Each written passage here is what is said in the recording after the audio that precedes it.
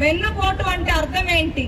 2019లో ఒక్క ఛాన్స్ అని అడిగి ఆంధ్రప్రదేశ్ రాష్ట్ర ప్రజలకు చేసింది వెన్నుపోటు.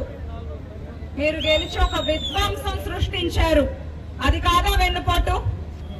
నా ఎస్టీ అంటూనే వాళ్లకున్న 27 పథకాలను నిలిపేశారు. అది వెన్నుపోటు. బడుగు బలహీన వర్గాలను అణిచేశారు. అది వెన్నుపోటు. నిరుద్యోగులకు ఒక్క పోస్టింగ్, ఒక్క ఉద్యోగం ఇవ్వకుండా వాళ్ళని గాలికి వదిలేశారు యువతని. అది వెన్నుపోటు.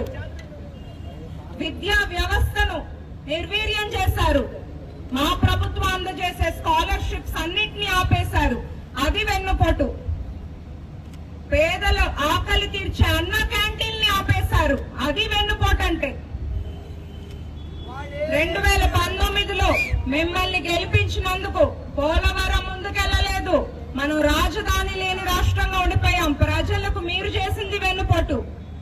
ఎవరన్నా మాట్లాడితే కేసులు పెట్టడం, ఎదురిస్తే వాళ్ళని కొట్టడం, కేసులు పెట్టడం. మీ నిరంకుశ పాలనకి ఎవరన్నా ప్రశ్నిస్తే దళితుల్ని చంపి డోర్ డెలివరీ చేసింది మీ పార్టీ. ఒక దళిత డాక్టర్ సుధాకర్ ని రోడ్డు మీద కొట్టి చంపింది ఎవరు? మీ పార్టీ కాదా? అది కాదా వెన్నుపోటు? మహిళల పైన అఘాయిత్యాలు, హత్య రాజకీయాలు చేసింది ఎవరు?